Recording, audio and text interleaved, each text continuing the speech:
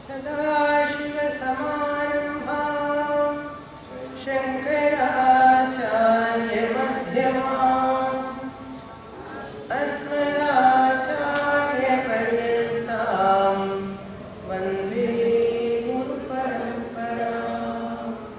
ओम्।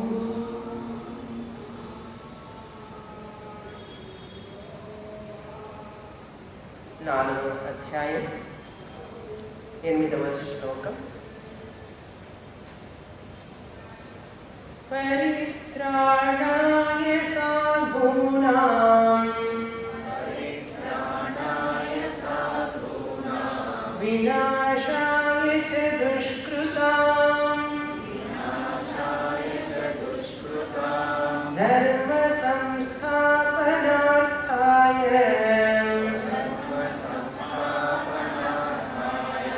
సంభవామి యుగే యుగే జన్మ కర్మ చ మే దివ్యం యేవం యో వేత్తి తత్వతః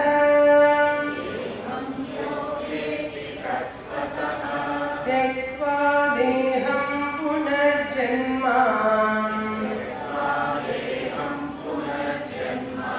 నైతి మామేతి సోర్జున.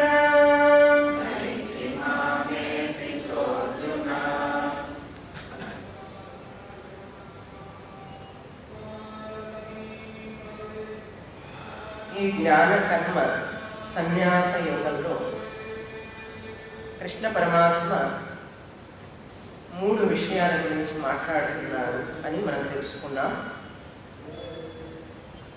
మొదటి విషయం అవతార రహస్యం. అవతారం తీసుకోవడానికి ఎటువంటి కారణం అని మనం తెలుసుకున్నాం. అలాగే స్వరూపం ఏమిటి అని తెలుసుకున్నాం. ప్రయోజనం ఏమిటి అని కూడా కృష్ణ పరమాత్మ చెప్పారు. సాధూనాం పరిత్రాణాయ, సాధువులను రక్షించడం కొరకే నేను అవతారం తీసుకుంటాను. దుష్కర్మలు చేసేవాళ్ళను శిక్షించడానికి కూడా నేను అవతారం తీసుకుంటాను. ఈ 2 కర్మలు చేయడం కోసమే నా అవతారం అని చెప్పారు. పరమాత్మ యొక్క అవతారం మాయక శరీరం, మాయతో కూడినటువంటిది. మానవుని యొక్క జన్మ కర్మ కారణమవుతుంది కనుక మానవుడు బద్ధుడు, పరమాత్ముడు ముక్తుడు. అవతారం తీసుకున్నప్పటికీ కూడా ఆయన ముక్త స్వరూపమే జ్ఞానస్వరూపం ఎప్పుడూ కూడా. అందుకని ఆ అవతారాలను మనం పూజించడానికి కారణం ఆయన ముక్త స్వరూపంగా అవతరించాడు కనుక అటువంటి పరమాత్ముని ఆరాధించడం వలన, అటువంటి పరమాత్ముని ఆరాధించడం వలన, పూజించడం వలన మనం కూడా ముక్తులం అవుతాం అని మన యొక్క అభిప్రాయం, మన యొక్క శ్రద్ధ, భక్తి. దాని కొరకే, ఆ మోక్షాన్ని పొందడం కొరకే అని మన భారతదేశంలో ప్రతి ఒక్కరూ భావిస్తుంటారు. తెలిసి తెలియక కూడా దానికోసమే అందరి ప్రయత్నం కూడా మోక్షము కొరకే అనే విషయాన్ని మనం గ్రహిస్తాం. అలా చెప్పిన తర్వాత కృష్ణ పరమాత్మ 9వ శ్లోకంలో ఈశ్వర జ్ఞానేన మోక్ష అని చెప్తున్నారు. జన్మ కర్మచ మీ దివ్యం, ఎవరైతే నా దివ్యమైనటువంటి జన్మను తెలుసుకుంటారో నా దివ్యమైనటువంటి కర్మను కూడా తెలుసుకుంటారు. ఏమిటి ఆ కర్మ అంటే శిష్టులను రక్షించడం, అంటే సజ్జనులను రక్షించడం, దుష్టులను శిక్షించడం. ఇదే నా యొక్క కర్తవ్యం. అటువంటి ఎవరైతే నన్ను తెలుసుకుంటారో తత్వతః, ఈ తత్వతః అనేటువంటిది చాలా ముఖ్యమైన పదం. పారమార్థికంగా తెలుసుకోవాలి ఆయన ఏంటి స్వరూపం అని. భగవంతుడి స్వరూపం ఆత్మస్వరూపం. శరీరం అనేటువంటిది మాయికం. మానవుని యొక్క శరీరం పాంచభౌతికం, భౌతిక శరీరం. అటువంటి విషయాన్ని ఎవరైతే తెలుసుకుంటారో శరీరాన్ని వదిలిపెట్టిన తర్వాత దేహం త్యక్త్వ పునర్జన్మ నయేతి, మరలా అటువంటి జ్ఞానం పొందిన వాళ్ళు పునర్జన్మను పొందరు. నయేతి, పునర్జన్మను పొందరు. మరలా పునరపి జననం పునరపి మరణం అనేటటువంటి అటువంటి సంసార చక్రంలో పడరు అని చెప్పి తర్వాత ఏంటి, మాం ఏది, నన్నే పొందుతారు అన్నాడు. మాం ఏది సహ అంటే ఆ జ్ఞాని, అలా నన్ను తెలుసుకున్నటువంటి వ్యక్తి నన్నే పొందుతాడు. నన్నే పొందుతాడంటే ఏమిటి, మనకు వెంటనే అర్థమయ్యేది ఏమిటంటే ఈ భక్తుడు ఆయనలో కలిసిపోతాడు అనుకుంటాం. ప్రతి ఒక్క విషయానికి వాచ్యార్థం ఉంటుంది, లక్ష్యార్థం ఉంటుంది. వాచ్యార్థం అంటే ఇమీడియట్ మీనింగ్, లక్ష్యార్థం అంటే ఇంప్లైడ్ మీనింగ్ అంటారు. అందులో అర్థం దాగి ఉంటుంది. ఇప్పుడు మనం ఈ క్లాస్ అయిపోయిన తర్వాత, ఈ లెక్చర్ అయిపోయిన తర్వాత బయటకు వెళ్ళి ఎవరినైనా అడుగుతాం, మీరు ఎటు వెళ్తున్నారు అని అడుగుతాం అనుకోండి.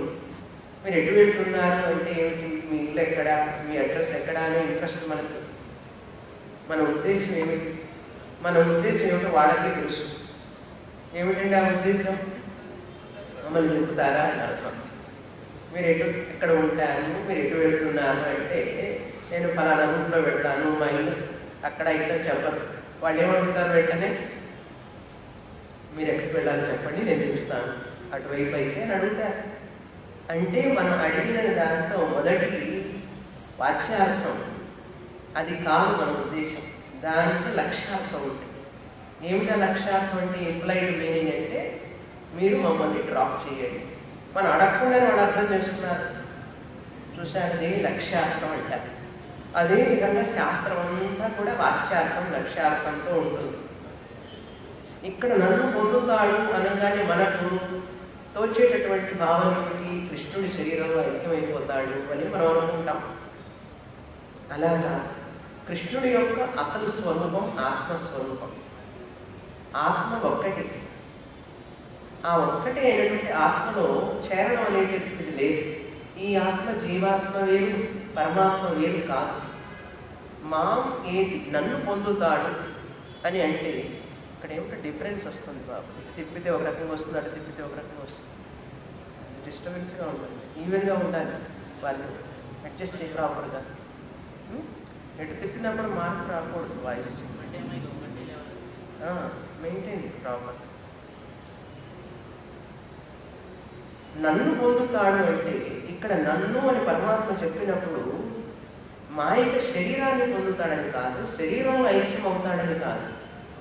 ఆయన నిజస్వరూపమైనటువంటి ఆత్మ, ఆ ఆత్మ నేను అని ఈ యొక్క జ్ఞాని తెలుసుకుంటాడు. ఆ పరమాత్మ యొక్క ఆత్మస్వరూపం నా ఆత్మస్వరూపం ఒక్కటే కనుక ఆయన నేను వేరు కాదు అని తెలుసుకోవడమే ఐక్య జ్ఞానం.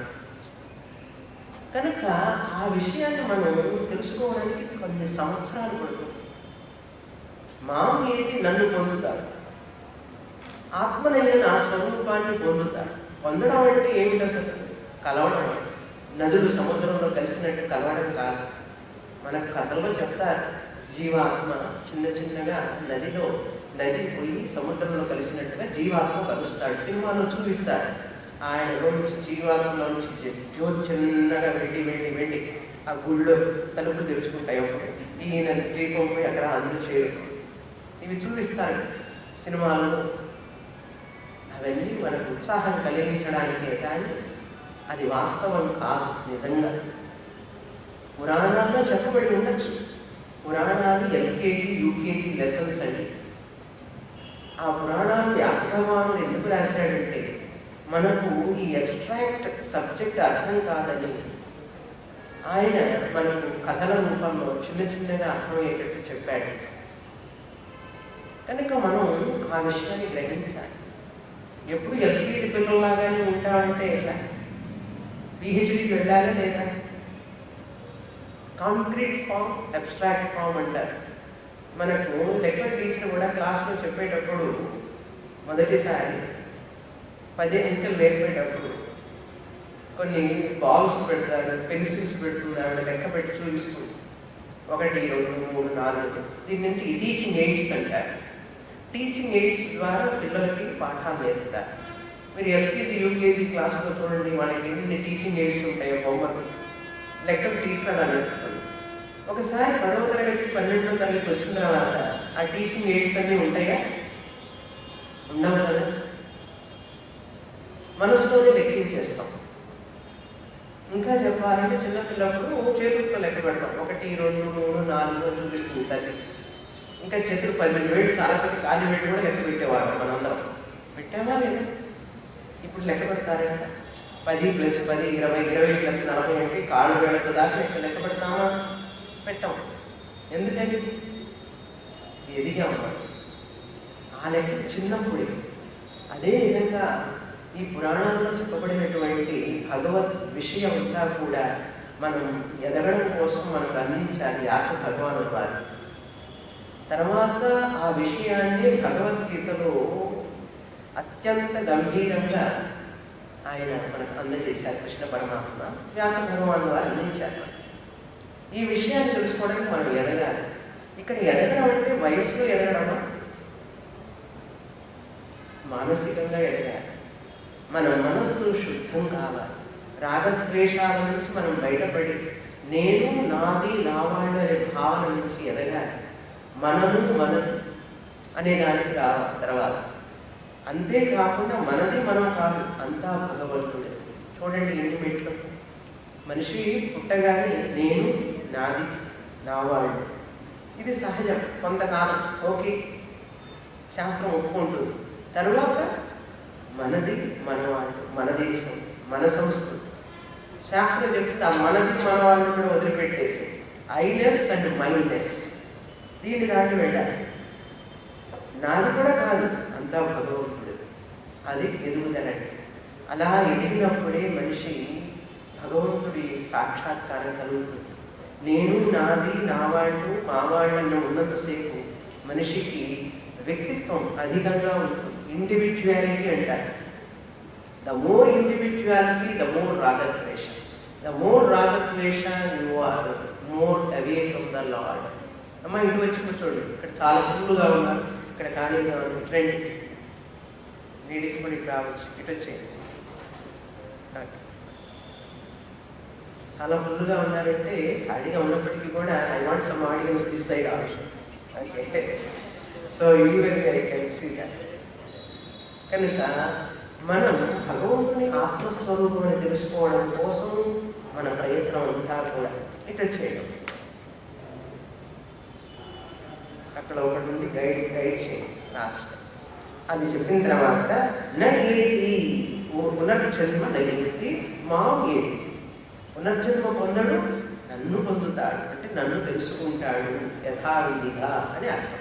ఇంతవరకు నిన్నటి రోజు చూసాం. ఇప్పుడు చాలా ముఖ్యమైన శ్లోకంలో ప్రవేశిస్తున్నాము. మోక్షానికి మార్గం ఏమిటి? నన్ను పొందుతాడన్నావు, మోక్షాన్ని పొందుతాడన్నావు, ఏమిటి మార్గం? ఆ మార్గం ఏమిటో చెప్తున్నాడు కృష్ణ పరమాత్మ. ఏమిటి ఆ మార్గం? 10వ శ్లోకం. ఎంత పెద్దగా చదవాలంటే ఎంత పెద్దగా చదవగలిగితే అంత పెద్దగా చదవాలి. లోకల్ థాట్స్ బాగా తెరవాలి. వీతరాగ భయక్రోధాః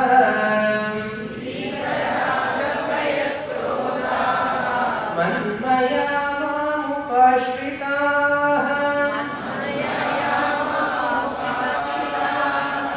బహవో జ్ఞానతపసా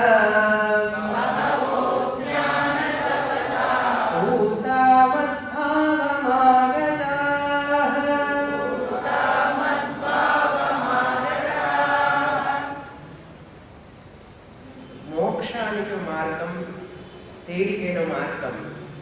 రాగ వీత రాగ వీత భయ వీత క్రోధా. వీత అంటే వదిలిపెట్టి, లేకుండా అని అర్థం. ఏమిటంటే రాగము అంటే అటాచ్మెంట్ అంటారు ఇంగ్లీష్లో. ముందే చెప్పాను కదా, నాది, నావాడు.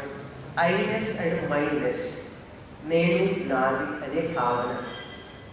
అటువంటి భావన రాగం అంటారు. పిల్లల మీద రాగం, అనురాగం, అత్యంత ప్రేమ. ఆ అనురాగమే తీవ్రమైనటువంటి అటాచ్మెంట్ అంటారు దాన్ని.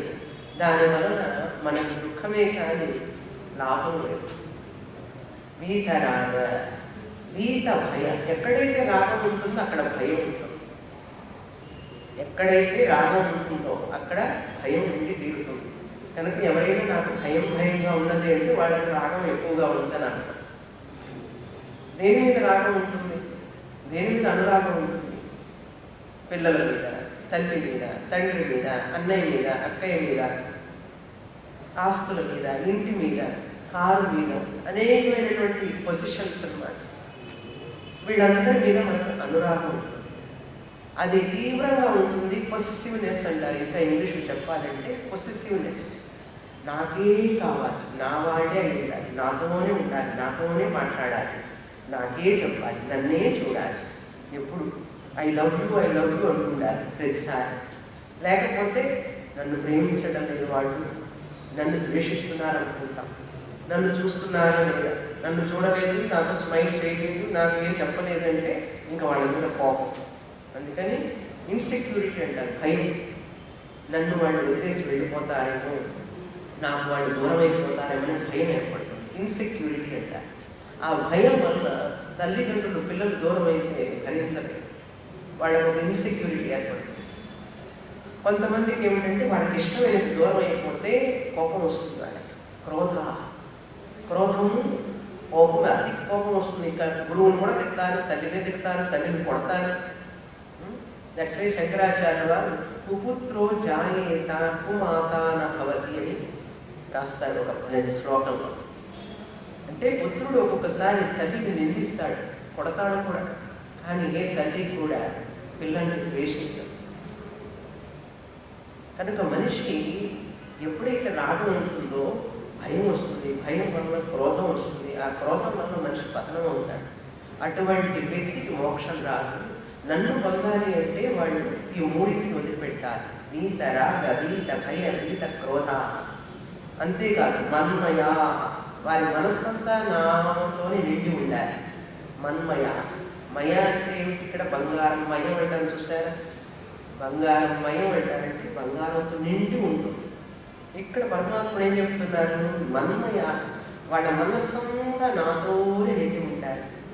అంటే ఇప్పుడు మన హృదయంలో చూడండి, ఒక పక్కన అబ్బాయి, ఒక పక్కన అమ్మాయి, ఒక పక్కన పిన్ని, తాతయ్య, వీళ్ళందరూ ఉంటారు. భగవంతుడు ఎక్కడన్నా చోటు ఉన్నా అంటే స్టేట్ చేసుకుని ఉంటుంది భగవంతుడి చోటు. అది మనం ఇచ్చే చోటు భగవంతుడి.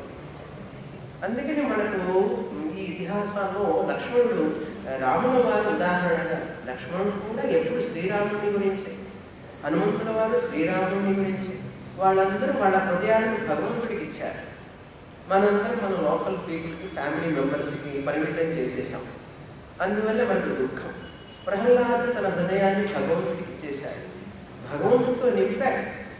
ఎక్కడ చూసినా భగవంతుడు నామం. అటువంటి మనస్సు కావాలి మనకు. వాళ్ళని మన్మయా అన్నారు ఇక్కడ కృష్ణ పరమాత్మ. మద్ అత్త అని అర్థం. అంటే నన్ను నాతోని పురుషార్థ నిశ్చయం అని అర్థం. మన్మయ అంటే ఏంటి? దేవుడే నా గమ్యం, దేవుడే నాకు పరమార్థం, దేవుడే సర్వం, అన్నీ దేవుడే. మిగతావన్నీ కూడా ఇవన్నీ ఆ ప్రపంచంలో భగవంతుడు ఇచ్చాడు నన్ను ఎదగడానికి. అంతేకాని వీళ్ళందరూ కూడా శాశ్వతం కాదు. మన యొక్క ధనం, సంపదలన్నీ శాశ్వతం కాదు. ఇవన్నీ అశాశ్వతం. ఆ శాశ్వతమైనది ఏమిటి, అశాశ్వతమైనది ఏమిటి అని మనం తెలుసుకోవాలి. శాశ్వతమైన దానికోసం మనం ప్రయత్నం చేయాలి. అశాశ్వతమైన దానికోసం మనం పాకులాడకూడదు. అశాశ్వతమైన దానిలో పాకులాడుతూ అశాశ్వతమైన దానికోసం వర్క్ చేస్తూ దాని శాశ్వతాన్ని మనం ఆశిస్తే మూర్ఖులం అవుతాం. అశాశ్వతమైనటువంటి బాంధవ్యం, అశాశ్వతమైనటువంటి ధన సంపద, వీటిలో నువ్వు సుఖాన్ని, శాశ్వత సుఖాన్ని వెతుక్కుంటున్నావు. అక్కడ లభించనిది నువ్వు వెతుకుతున్నావు. అది మూర్ఖత, అవివేకత అన్నారు. కనుక శాశ్వతమైన దాంట్లోనే శాశ్వతమైన శాంతి దొరుకుతుంది. కనుక మన అవివేకాన్ని మనం గ్రహించాలి. మన అవివేకాన్ని, మన ఇగ్నరెన్స్ని మనం కనుక యాక్సెప్ట్ చేయలేకపోతే తర్వాత మనమే బాధపడతాం. ఏమిటి మన ఇగ్నరెన్స్? తాత్కాలికమైన, అశాశ్వతమైన, అనిత్యమైన వాటిలో శాశ్వతమైన, నిత్యమైన ఆనందాన్ని, సుఖాన్ని మనం ఆశించడమే పరమ మూర్ఖత. అది అజ్ఞానానికి పరాకాష్ట. అది మనకు తెలిసేటప్పటికి 60-70 ఏళ్ళు వస్తే ఎంత కష్టం. అది చిన్నప్పుడే రావాలి. అందుకని పిల్లల్లో భగవద్భక్తి పెంచాలి. పిల్లల్లో భగవద్భక్తి పెంచాలంటే పిల్లలకి స్తోత్రాలు, భజనలు, పాటలు, కీర్తనలు, భగవంతుని కీర్తించడం అవన్నీ నేర్పాలి. పిల్లలకు అంతకంటే అర్థం కాదు. ఆ భగవద్భక్తిలో పిల్లల్ని కనుక దించి కొన్ని తేనెలు ఊరేసుకుంటారు చూసారా, తేనె లోపల. అవి ఊరిన తర్వాత అది పట్టుకుని ఎట్టి తిన్నా కూడా తీయగానే ఉంటుంది. అదే ఊరగాయలు ఉప్పు కూడా వేసినప్పుడు ఉప్పుగానే ఉంటుంది. అట్లాగే మన పిల్లల మనస్సుని భగవద్భక్తితో ఆ తేనెలో ముంచామనుకోండి, అప్పుడు ఆ భక్తిలో వాళ్ళు ఒకరోజు కాకుండా ఒక రోజుకైనా ఆ భగవత్ సాన్నిధ్యానికి ఆ మనస్సు ప్రయత్నం చేస్తుంది. మన బాధ్యత అంతవరకు. ఇంకా 15 ఏళ్ళు వచ్చిన తర్వాత మన చేతిలో ఉండరు వాళ్ళు. రాజవత్ పంచవర్షాన్ని అంటారు. ఒక శ్లోకం ఉంది, పిల్లల్ని ఎలా పెంచాలి, ఎలా చూడాలి. చాలామంది తల్లులు వచ్చారు కనుక చెప్తున్నాను ఈ శ్లోకం. రాజవత్ పంచవర్షాన్ని, 5 సంవత్సరాలు వచ్చే వరకు మన పిల్లల్ని రాజాలాగా పెంచాలి. అమ్మాయి అయితే రాణిలాగా పెంచాలి. బంగారు సొంత అమ్మ అమ్మ బొమ్మ బొమ్మ అంటూ వాళ్ళకి అన్నీ కావాల్సినవన్నీ కొనిపెట్టాలి. రాజులాగా అట్లా చూసుకోవాలి పిల్లలు 5 సంవత్సరాల వరకు. రాజవతులు పంచవర్షాలు, దశవర్షాలు దాసవతు. 6వ సంవత్సరం నుంచి 15 ఏళ్ళు వచ్చే వరకు దాసవతు. వాళ్ళు ఒక దాసుడిలాగా చేయాలి. పాపం చేయి, ఈ పని చేయి అని చెప్పి అన్ని పనులు చేయిస్తూ ఉండాలి. లేకపోతే వాళ్ళు చెప్పిన మాట విన్న తర్వాత అందుకని అది ఎంత తీసుకురా, ఇది తీసుకురా, ఇది సరి చేయి, అది సరి చేయి, అన్ని పనులు చేయిస్తూ ఉండాలి వాళ్ళు. దశవర్షాలు దాసవతు. తర్వాత 3వ ఆగతే షోడశే వర్షే. 16 ఏళ్ళు రాగానే 16 నుంచి ఆ తర్వాత అంతా కూడా పుత్రం మిత్రవత్ ఆచరే. మన పిల్లల్ని మన స్నేహితుల్లాగా చూడాలి. స్నేహితుల్లాగా చూసి వాళ్ళకి ఫ్రీడమ్ ఇవ్వాలి. మన పని అయిపోయింది. ఎప్పుడు దాసవత్ దశవర్షాన్ని అప్పుడే పూజ చేసి నమస్కారించి గుడికెట్టు అవి చేయి ఇవి చేయి అని చెప్పి భయం ఉండాలి. అప్పుడు వాళ్ళు ట్రైనింగ్ అవుతారు. 16 సంవత్సరం వచ్చిన తర్వాత ఇంకా మనం మౌళ్ళు చేయలేము. అది అడల్ట్ ఏజ్కి వస్తున్నప్పుడు వాళ్ళు ఇంకా మన చేతుల్లో ఉండదు. చేయవలసినంత చిన్నప్పుడే వాళ్ళని మనచాలి. సంస్కారం పుత్రం మిత్రవత్ ఆచార్యం అని మన పెద్దలు చక్కగా చెప్పారు. మనం చిన్నప్పటి నుంచే వాళ్ళని బంగారంగా పెంచి బంగారంగా చేస్తూ ఉంటే చెప్పిన మాట ఉంటారు పిల్లలు. కనుక తల్లి బాధ్యత ఎంతో ఉన్నది తీర్చిదిద్దడంలో పిల్లలు. ప్రతి వాళ్ళని కోరుకుంటారు, ప్రతి తల్లి కోరుకుంటుంది. పక్కింట్లో శివాజీ పుట్టాలని కోరుకుంటుంది, తన ఇంట్లో పుట్టాలని కోరుకుంటుంది ఏ తల్లి. ఎందుకంటే శివాజీ పుడితే కష్టాలు వస్తాయి. పక్కింట్లో పుట్టచ్చు, బాగా ఆనందిస్తాం. నీకు వద్దా అంటే వద్దులేదు. రాముడి లాంటి బిడ్డ కావాలని కోరుకోవాలి తల్లి. ప్రహ్లాదుడి లాంటి బిడ్డ కావాలని కోరుకోవాలి. వివేకానందుడి లాంటి బిడ్డ కావాలని కోరుకోవాలి. చాలామంది వేదం చదివేటప్పుడు ఈ వేద పాఠశాలకు అందరూ డొనేషన్ ఇస్తుంటారండి. చాలామంది ఏమంటే వేద పాఠశాల ఎక్కడ ఉంటే చెప్పండి, నేను డొనేషన్ ఇస్తాను. ఎంత ఇస్తామంటే 3 లక్షలు ఇస్తాడంటే అంటాడు. మీ పిల్లలు ఎక్కడ ఉన్నారు? అమెరికాలో ఉన్నారండి అంటాడు. ఆయన పిల్లల్ని పంపించాడు వేద పాఠశాల. ఎంత ఇష్టం ఉంటే వేదం మీద వేదాలను ఎందుకు చదివించవచ్చు కదా. ఎవరో చదవాలి వేద, మన పిల్లలు మాత్రం వేరే ఏదో చదువుతుంటారు.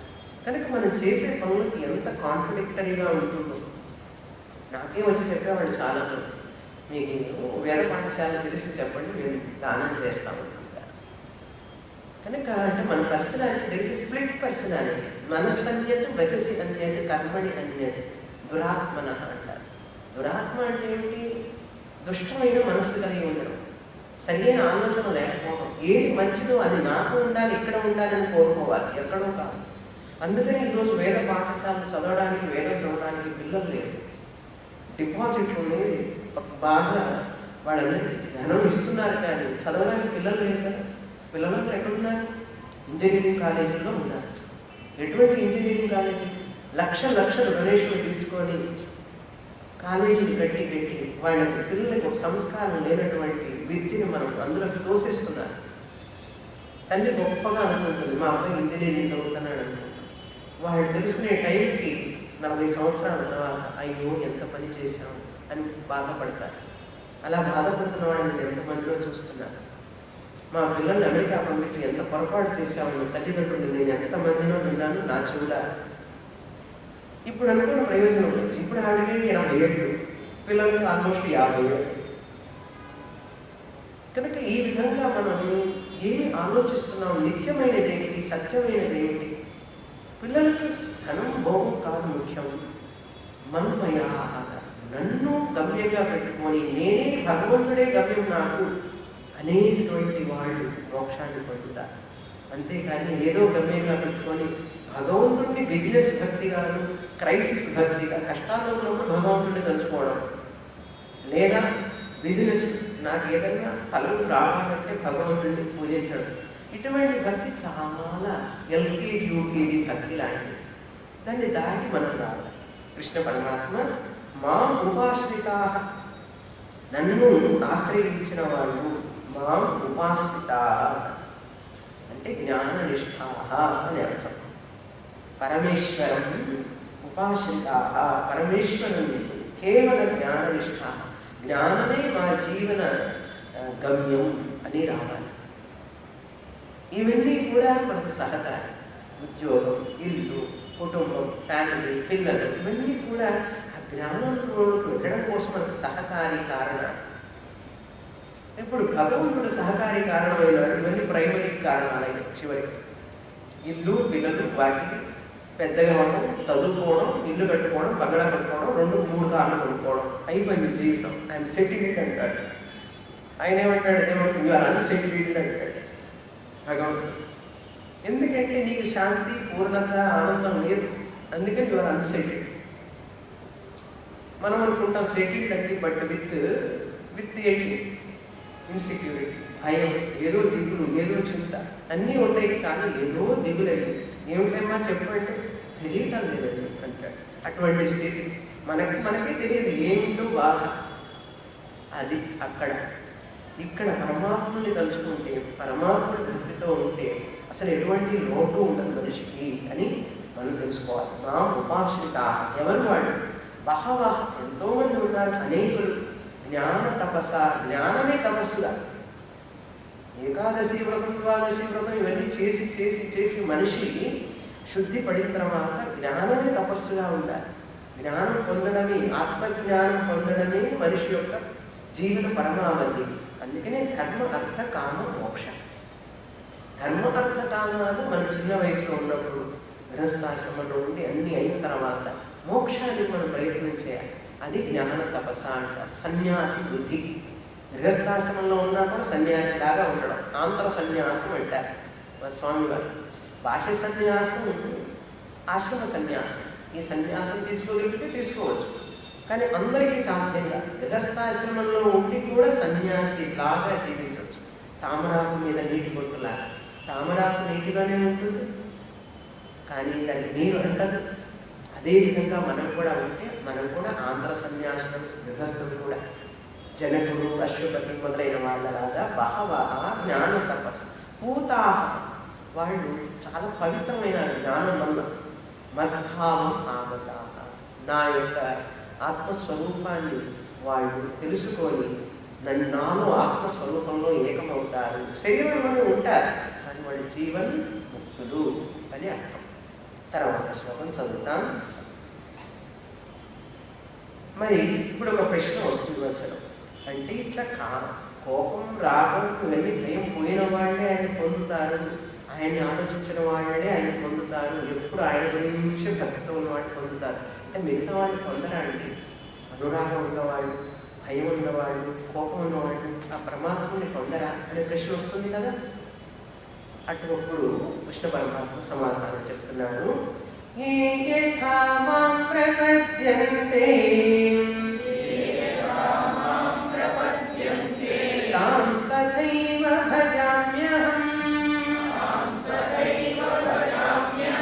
మమ పద్మానువర్తినో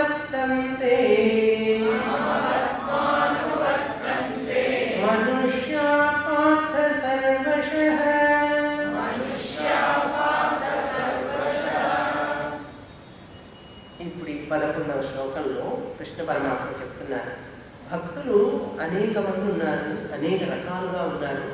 ఆర్తభక్త, అర్థార్థి భక్త. ఆర్తభక్త అంటే కష్టంలో ఉన్నప్పుడు భగవంతుని తలుచుకునేవాడు ఆర్తభక్తుడు.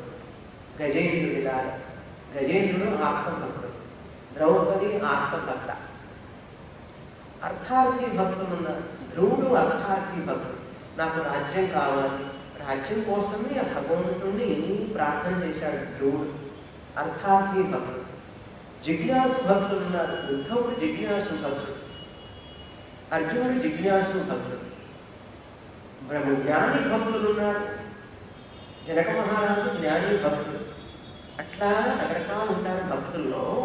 చెప్తున్నాను, ఏ మాం ప్రపద్యంతే యథా, ఏ విధంగా ఏ ప్రయోజనం కోసమైతే నన్ను వారు ఆరాధిస్తారు భక్తులు, ఏ యథా ఏన ప్రకారేణ అంటే ఏ ప్రయోజనం కోసం అయితే వాళ్ళు నన్ను ఆరాధిస్తారో, అహం తాం భజామి, ఆ ప్రయోజనాలను వాళ్ళకి నేను ఇస్తాను.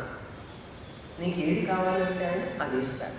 నువ్వు ఎట్లా పూజిస్తే ఆయన అలా ఆయన మనకు లభిస్తాడు అని మనం విష్ణు సహస్రనామంలో కూడా వింటూ ఉంటాము. ధర్మార్థి చాప్నుయా ధర్మం అని మనకు విష్ణు సహస్రనామంలో తెలుసు. అర్థార్థి చాప్నుయా ధనం, ధనం కావాలని కోరుకునేవాడు ధనాన్ని పొందుతాడు అని చెప్పి, ధర్మం కావాలని వాడు ధర్మాన్ని పొందుతాడు. కామార్థి చాప్నుయా కామ, కోరికలన్నీ పూర్తి కావాలని కోరుకొని భగవంతుని పూజించేవాడు అవి పొందుతాడు. అంతే కూడా కాకుండా ప్రజార్థి చాప్నుయా ప్రజా, పిల్లలు కావాలి సంతానం కావాలని కోరుకునేవాడు భగవంతుడు ఏం ఇవ్వాలంటే వాడికి మోక్షం అని పిల్లల్ని ఇవ్వాలి. వాడు ఏది కోరుకుంటే అది ఇవ్వాలి. పిల్లవాడు బెరువు అడుగుతుంటే మీరు బిస్కెట్ ఇవ్వకూడదు, వాడికి బెరువునే కావాలి. లేకపోతే బిస్కెట్ ఇస్త్రీ పారేస్తారు మన ముఖం మీద. నాకు బిస్కెట్ వద్దు, బెరువునే కావాలంటే కనుక వాడు ఏది అడిగితే అది ఇస్తే వాడికి సంతోషం. వాడు అంతవరకు అంతకంటే ఎదగలేదు. అదేవిధంగా మన పిల్లలు మనం అడిగింది ఏది ఇస్తుంటే వాడు ఆనందంగా ఉంటారు. 16 ఏళ్ళు వచ్చిన తర్వాత వాడు బెలూన్ ఇస్తానంటే బెలూన్ ఇవ్వకూడదు, వాడికి కంప్యూటర్ సెల్ ఫోన్ ఇవ్వాలి. 16 ఏళ్ళు వచ్చిన తర్వాత 24 ఏళ్ళు వచ్చిన తర్వాత నీకు బెలూన్ ఇస్తానంటే నాకు బెలూన్ ఒక అమ్మాయి కావాలంటాడు 24 ఏళ్ళ. కనుక ఆ ఏజ్కి వాడికి ఏమి కావాలో అవి మనం సమకూర్చాలి. మనం చేసినట్టుగా భగవంతుడు కూడా అందరికీ తండ్రి కదా, ఆయన అంతే. ఎవరికి ఏది కావాలంటే అదే ఇస్తాను నేను అని అన్నాడు. మోక్షం కావాలంటే మోక్షం ఇస్తాను అన్నాడు. వాడు అడగంటే నేను ఎట్లా ఇస్తాను? ఆయన చెప్తాడు, నేను 2 జేబులు ఉన్నాయి, 2 ప్యాకెట్లో 2 చేతులు పెట్టుకొని ఉన్నాను, వాడు ఏది అడిగితే ఇస్తుంటా. ఒక జేబులో ధర్మ అర్థ కామాలు ఉన్నాయి, అవి అడిగి ఇస్తూ ఉంటాను. ఒక జేబులో మోక్షం ఉంది, ఇది ఎవరు అడగాల, స్టక్ అయిపోయింది బయటికి రావడాల. ఎందుకయ్యా అంటే అడిగితే కదా ఎవరన్నా. ప్రతివాడు నాకు పుణ్యం కావాలి, నాకు ధనం కావాలి, నాకు పిల్లలు కావాలి, నాకు ఏంటి యూరప్ వెళ్ళాలని, అక్కడికి వెళ్ళాలి, ఇక్కడికి వెళ్ళాలని అడుగుతాను. అందుకని అవన్నీ ఇస్తున్నాను. ఇచ్చి అలిసిపోయింది అర్జున, ఇచ్చి కానీ ఇచ్చి బయటికే రానంటుంది. అడిగితే కదా ఎవరన్నా. అందుకని ఎదురు చూస్తున్నా ఎవరన్నా అడుగుతారేమో అని. అందుకని ఉద్ధవుడు అడిగినప్పుడు కృష్ణ పరమాత్మ ఎంత ఆనందించాడు. కృష్ణుడు అర్జునుడు అడిగినప్పుడు అంతే.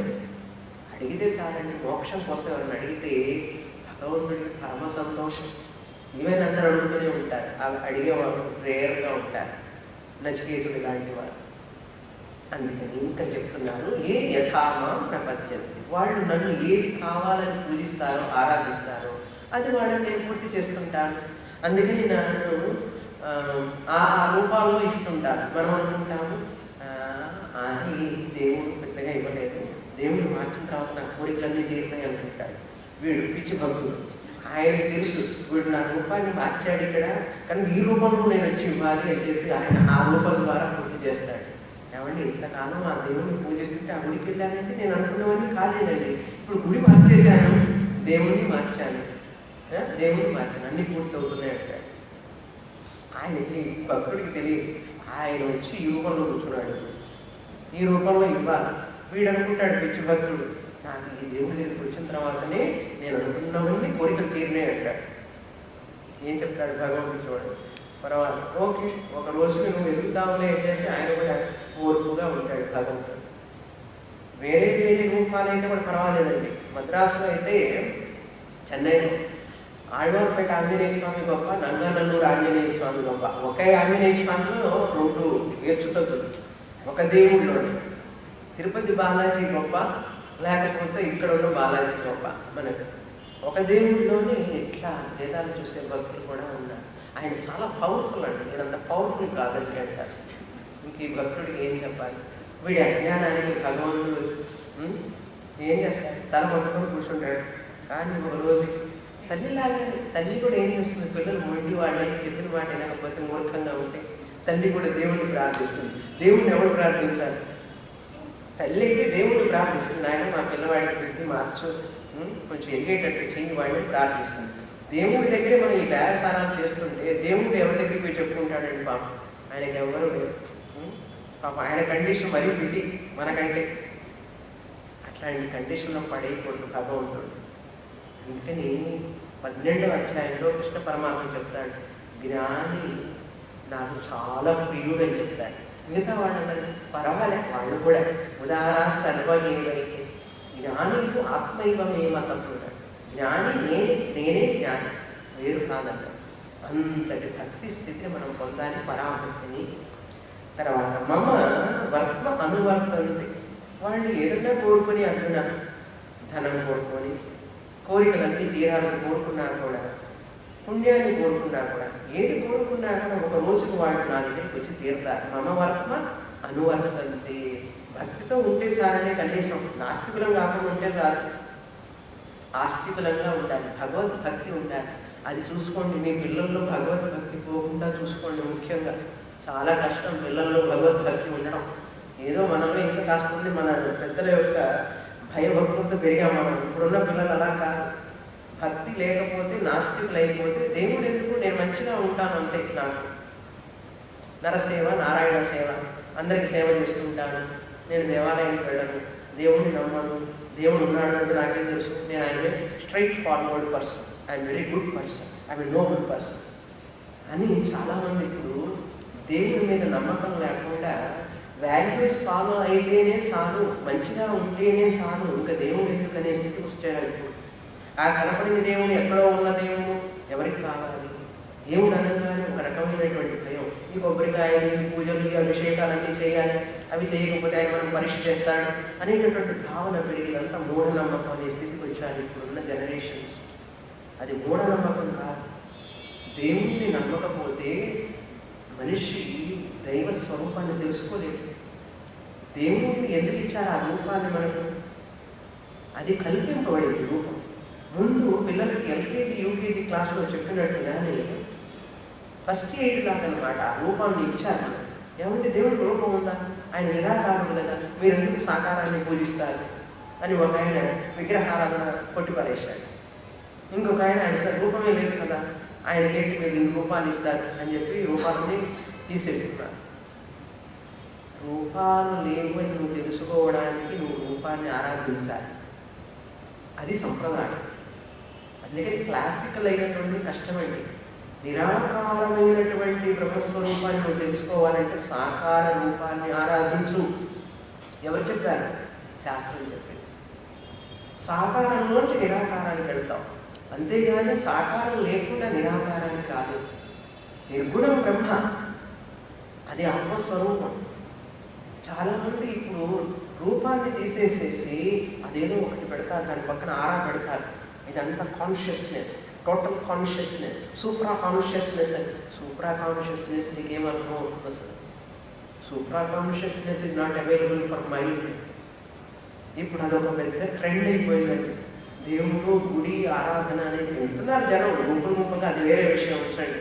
కానీ యంగర్ జనరేషన్స్ తెలుసుకొని భగవంతుడిని, భగవద్ రూపాన్ని మనం ఆరాధించాలి.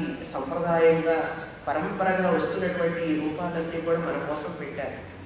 ఉపాయ సోవతారాయ నాస్తి భేద కథించన. ఉపాయాలు అనేక, అవతారాలు అవన్నీ మన కోసం పెట్టారు. అద్వైతం పరం బ్రహ్మ సాక్షాత్కర్తం అనీశ్వరా ఏ మంతా అనుకంప్యంతే సవిశేష నిరూపణై అని చెప్పి ఒక బ్యూటిఫుల్ శ్లోకం. నిర్విశేషం పరబ్రహ్మ. పరబ్రహ్మ ఆయన విశేషణాలు లేవు, గుణాలు లేవు. పరబ్రహ్మ నిర్విశేషం. సాక్షాత్కర్తం అనీశ్వర. అల్ప బుద్ధి కలిగిన వాడు అనీశ్వర అంటే శక్తి లేని వాళ్ళు, మానసికంగా బౌద్ధికంగా ఎదగని వాళ్ళకి అనీశ్వర. వాళ్ళకి ఈ యొక్క నిర్గుణ బ్రహ్మాన్ని తెలుసుకోలేదు.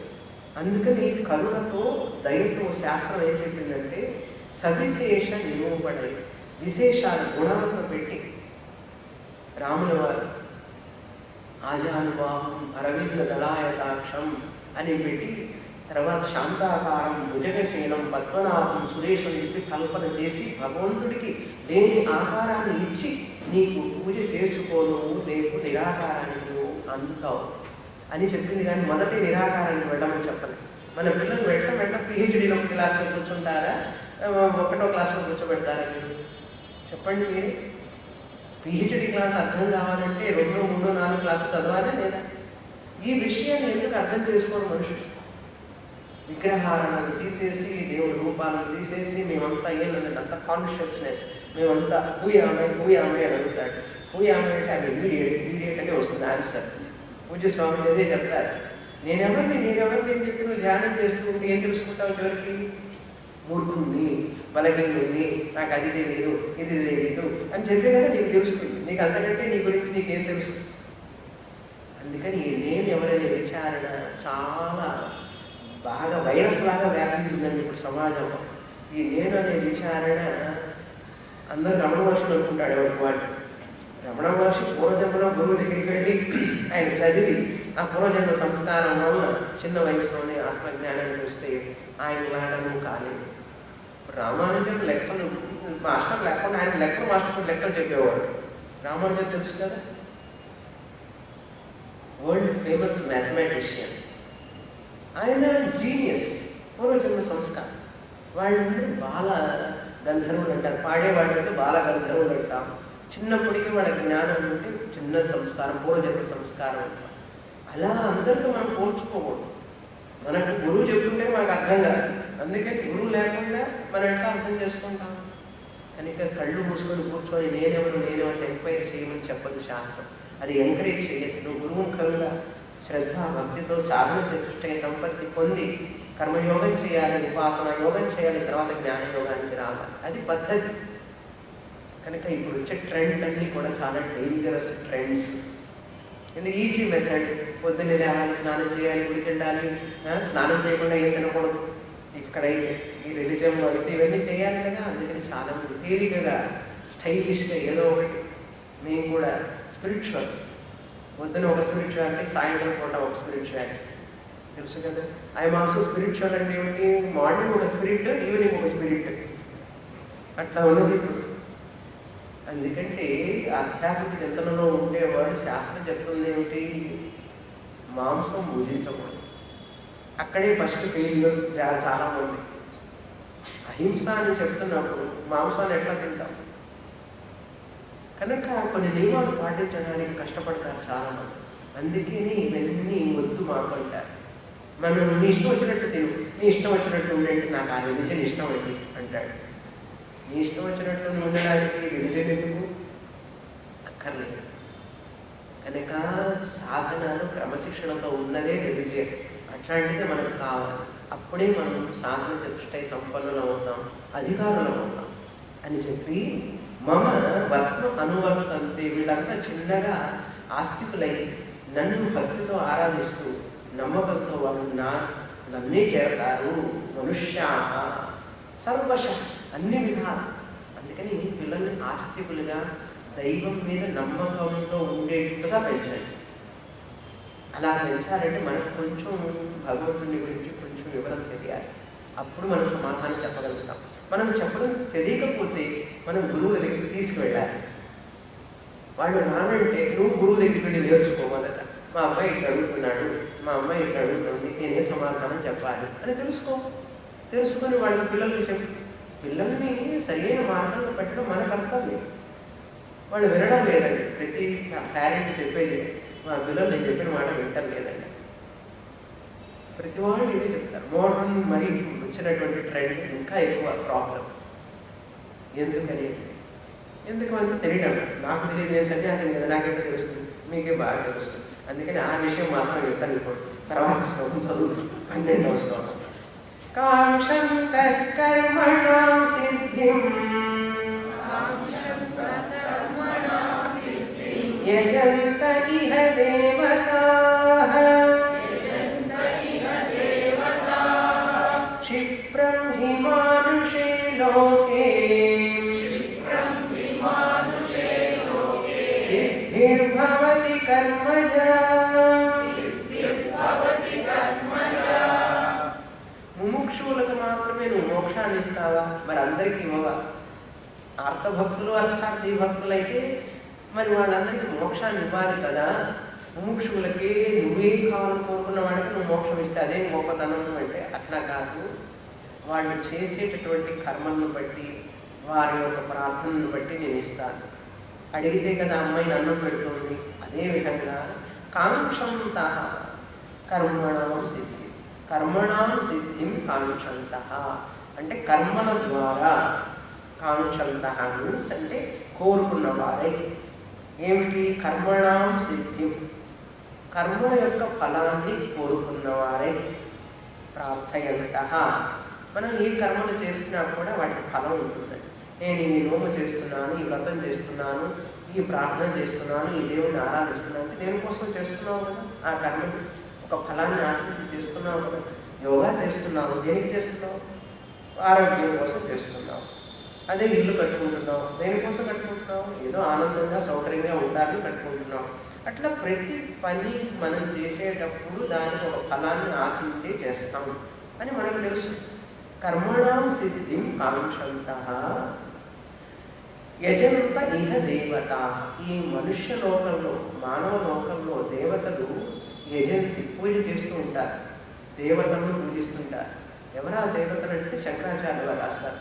ఇంద్ర, అగ్ని, వరుణ, వాయు, ఇంకా చిన్న చిన్న దేవతలు ఉంటారు కదా, చిన్న చిన్న దేవతలు, గ్రామ దేవత, వాళ్ళందరినీ పూజిస్తుంటారు. వాళ్ళు అనుకున్నది జరగడం కోసం ఈ జీవితంలో, ఈ లోకంలో వాళ్ళు పూజిస్తూ ఉంటారు. ఫలసిద్ధి కోసం యజంతే దేవత, ఇంద్ర, అగ్ని మొదలైనటువంటి దేవతలను. వాళ్ళకి ఆ దేవుళ్ళకి ఏ దేవుడికి ఏ వస్త్రం ఇవ్వాలి, ఏ నైవేద్యం పెట్టాలి, ఏ ఆభరణాలు అయితే ఇష్టం, ఏ పువ్వులు అయితే ఇష్టం, అవన్నీ ఆలోచించి మరీ చేస్తారు. నవగ్రహాలు చుట్టూ తిరుగుతుంటారు చూడండి. శనిదేవుడికి ఏమి ఇవ్వాలి, బుధుడికి ఏమి ఇవ్వాలి, కుజుడికి ఏమి ఇవ్వాలి, రాశి ఫలాలన్నీ ప్రతి పుస్తకం వస్తుంది. భక్తితో పాటు భక్తి మ్యాగజైన్ వస్తుందా, ఆ భక్తి మ్యాగజైన్తో పాటు రాశి ఫలాలు రాస్తే తొందరగా అమ్ముకుపోతాయి పుస్తకాలు. రాశి ఫలాలు రాయకపోతే ఎవరు కొనరు పుస్తకాలు. మంచిది, ఆ రాశి ఫలాల మీద కాస్త నమ్మకం ఉంది, పర్వాలేదు అంతవరకు. ఆ రాశి ఫలాల్లో రాస్తారు, నీకు ఈ నక్షత్రం అయితే, ఇదైతే ఈ రాశి అయితే నువ్వు ఈ దేవుడిని పూజించు, ఆయనకి వెళ్ళి సమర్పించు, ఎన్ని రోజులు చేయలేపి రాస్తారు. ఇంకా ఏమిటంటే న్యూమరాలజీ, నీ అక్షరం పేర్లు అక్షరాలు మార్చుకో, లేకపోతే ఆ డైమండ్ రింగ్ పెట్టుకో, ఇది పెట్టుకో, ఈ రాశి వాళ్ళకి ఈ రింగ్ కావాలి. అదొక ఛానల్ ఉంది దానికి స్పెషల్గా, అవన్నీ చూపిస్తుంటారు వాళ్ళు. వీళ్ళకి ఇదే పని, జాతకం చూసుకునేవాళ్ళు. మరి నక్షత్రాల మీద అదే ఆలోచన ప్రతిసారి. ప్రాయశ్చిత్త కర్మలు చేస్తూనే ఉంటారు, ఉదయం సాయంత్రం. ఏమిటంటే రెమెడియల్ మెషర్స్ అంటారు ప్రాయశ్చిత్త కర్మలు. శాస్త్రం కృష్ణ పరమాత్మ 3వ అధ్యాయంలో చెప్తారు, ప్రాయశ్చిత్త కర్మలు తగ్గించుకో, సకామ కర్మలు తగ్గించుకో, నిషిద్ధ కర్మలు వెంటనే ఆపేసి. మరి ఏం చేయమంటారంటే నిష్కామ కర్మలు చేస్తూ ఉంటే నీకు నువ్వేం ఫలం ఆశించక్కర్ల. ఫలం ఆశించకుండా నీ కర్మలు నువ్వు చేస్తూ ఉండు, మోక్షాన్ని ఇస్తానన్నాడు. కానీ మనం అడగ మోక్షాన్ని వేరే అడుగుతాం, అవి ఆయన ఇస్తూ ఉంటాడు. ఎప్పటికీ ఏమి ఆశించకుండా జ్ఞాన వైరాగ్య సిద్ధ్యర్థం అని అంటాం. ఈశ్వర ప్రీత్యర్థం కర్మ కరిష్యే, పూజాం కరిష్యే అని చేసిన తర్వాత ఆ ఈశ్వరుడు ఇచ్చే ఫలాన్ని ప్రసాదంగా తీసుకొని, నాకు ఎటువంటి కోరికలు లేవు, ఏమీ అవసరం లేదు. ఎందుకు పూజ చేస్తున్నావు? భగవంతుడి కోసం పూజ చేస్తున్నాను. నాకేమీ ఆశించాల్సిన పని లేదు. నాకు నువ్వు వేగిస్తే తీసుకుంటాను, నువ్వు ఇచ్చినా సరే ఇవ్వకపోయినా సరే నేను నిన్ను పూజిస్తాను, నిన్ను ఆరాధించడమే నా యొక్క కర్తవ్యం అని ఆరాధిస్తే ఆయన ఏమంటాడు? ఆ వ్యక్తికి జ్ఞానం, వైరాగ్యం, మోక్షం నేను ఇస్తానంటాడు. కానీ నువ్వు వేరే ఏమేమో అడుగుతున్నావు, నేను మోక్షాన్ని ఎట్లా ఇచ్చేది? ఏమి అడగకపోతే మోక్షాన్ని ఇస్తాడు. అది ఆయన పాలసీ, అది కృష్ణుడి యొక్క పాలసీ. అది క్షిప్రం హి మానుషే లోకి సిద్ధిర్భవతి కర్మజ. దేవలోకంలో దేవతలందరూ కూడా వాళ్ళ పుణ్యాన్ని అనుభవించడానికి వెళ్ళారు. కర్మలు చేసి మళ్ళీ వాళ్ళు పుణ్యాన్ని సంపాదించుకునే అర్హత లేదు వాటికి. కానీ మనుష్య లోకంలో మాత్రమే, అందుకే దీన్ని కర్మభూమి అన్నారు. దేవతల భూమి, దేవతల స్వర్గలోకం, దేవతా జన్మ అనేటువంటిది భోగభూమి. అక్కడ మనం చేసుకున్న పుణ్యాన్ని అనుభవించడం మాత్రమే. కానీ ఇక్కడ మనుష్య జన్మలో కర్మలు చేసి నీవు మోక్షాన్ని పొందవచ్చు. దేవతలు కూడా మోక్షాన్ని పొందడానికి ఇక్కడికి రావాలి మళ్ళీ. అందుకని మనుష్య జన్మ దేవత జన్మ కంటే కూడా గొప్పది. యమధర్మరాజు అదే అన్నాడు, నీ అంత వివేకం నాకు లేదుగా నచికేత. నేను యమధర్మరాజు పోస్ట్ కోసం అప్పుడు అడిగాను, ఇప్పుడు పోస్ట్ ఇచ్చాడు నాకు పరమాత్ముడు, నాకు యమధర్మరాజు పోస్ట్ ఇచ్చాడు, చేస్తున్నాను. నీ అంత చిన్న వయసులో నాకన్నా జ్ఞానం పొందాలంటే అసలు నేను యమలోకానికి వచ్చేవాడిని. ఈ యమధర్మరాజు పోస్ట్ ఎందుకు నాకు చెప్పు. ఆశపడ్డాను యమధర్మరాజు పోస్ట్ కోసం. అవన్నీ పోస్టేనండి. ఇంద్రుడు ఒక పోస్టు, బ్రహ్మదేవుడు ఒక పోస్టు, వీళ్ళందరూ కూడా సెలెస్టియల్ జీవాస్ అంటారు. పెద్ద పెద్ద యాగాలు, యజ్ఞాలు, హోమాలు చేసి తపస్సు చేసి దేవత ఆ ఫలాన్ని status MP, prime minister, president పోస్ట్కి వెళ్ళినట్టుగా వీళ్ళందరూ అక్కడికి వెళ్ళారు. అక్కడికి వెళ్ళిన తర్వాత అక్కడ కూడా మళ్ళీ గ్రెడేషన్. ఆ పెద్ద ఫ్లాగ్ ఉంది, నాకు చిన్న ఫ్లాగ్ ఉంది. ఇంద్రలోకంలో కూడా, స్వర్గలోకంలో కూడా ఈ యొక్క తారతమ్యాలు ఉంటూనే ఉంటాయి, ఈర్ష్యాసూయలు ఉంటూనే ఉంటాయి. ఒక ఆయన అట్లాగే స్వామీజీ వారు జోక్ చెప్తుంటారు. ఇప్పుడు ఒక భాగవత కథ చెప్పే ఆయన, పురాణం చెప్పే ఆయన చనిపోయిన తర్వాత వైకుంఠానికి వెళ్ళాడు.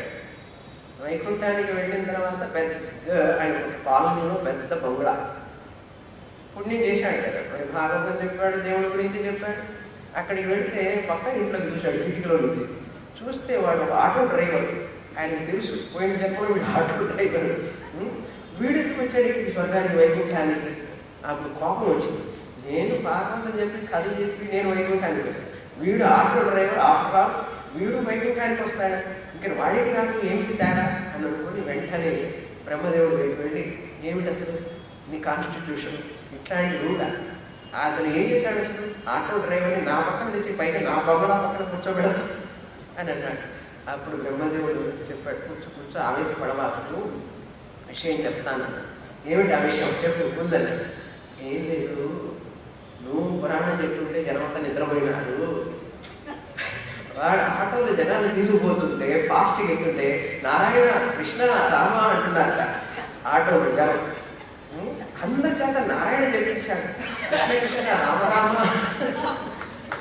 అని చెప్పించాడు. ఎంత మంది చేత భగవన్ నామం చెప్పించాడు తెలుసా. ఆటో డ్రైవర్ పట్ వాళ్ళ అంటారు వాళ్ళు. కొన్ని చోట్ల వాళ్ళు పెడతారంటే వాళ్ళకి స్పీడ్ కంట్రోల్ ఉండదు. ఇక ప్రాణాలు అరచేతులు పెట్టుకొని కూర్చోవాల్సిందే. రామ కృష్ణ ఎప్పుడు మనసు బయటపడతాం. అంతమంది చేత ఆ భగవన్నామం చెప్పిస్తే మరి ఆయన వైకుంఠం వద్దా? అందుకని ఇచ్చాను. కానీ నువ్వు చెప్తే ఎంతమంది గోడ కానుకొని నిద్రపోయినా. కానీ ఇట్లాంటి జోకులని చెప్తుంటారు పూజ స్వామి. కనుక నువ్వెవరు? అక్కడికి వెళ్ళినా కూడా ఈర్ష్య, అసూయ, ద్వేషాలు ఉంటూనే ఉంటాయి. పై లోకాలకు వెళ్ళినా కూడా మనకు కూడా భగవంతుడు ఎంతో ఇచ్చిన తర్వాత కూడా చూడండి, ఆస్తి ధనం అన్నీ ఇస్తారు. కానీ పక్క వాళ్ళతో పోల్చుకుంటాం. వాళ్ళింట్లో కరెక్ట్ పోగానే పక్క వాళ్ళంట్లో కూడా పోయిందని అని చూస్తాం. ఎంతసేపటికి మనిషికి ఇదే పోల్చుకోవడంతో సరిపోతుంది. ఆ పోల్చుకోవడానికి గుణం పోవాలి. మనకి ఎట్లా పోతుందండి? అది పుట్టుకతో వచ్చింది కదా. కొన్ని గుణాలు పుట్టుకతో వచ్చిన గుణకంతో కానీ పోగొట్టారు మన వాళ్ళు. అయినప్పటికీ కూడా కొన్ని అవగుణాలు ఉండకూడదు. అవి పోతేనే మనకు సంతోషం. నేను నాది, వాళ్ళు వేరు, నేను వేరు అనే భావన ఉన్నంతసేపు మనిషి ఎక్కడ ఉందండి సుఖం? అంతా పరమాత్ముడిదైనప్పుడు. కానీ అవన్నీ ఎంత కష్టం అండి.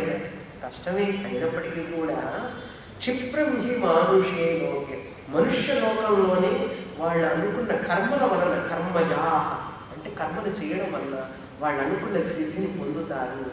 దేవలోకంలోనూ లేదు, ఏ లోకంలో కూడా వేరే కర్మలు చేయడం వల్ల మనిషి అనుకున్నది పొందలేడు, ఇక్కడ తప్ప. అందుకని మనుష్య జన్మ చాలా ఉన్నతమైన జన్మ.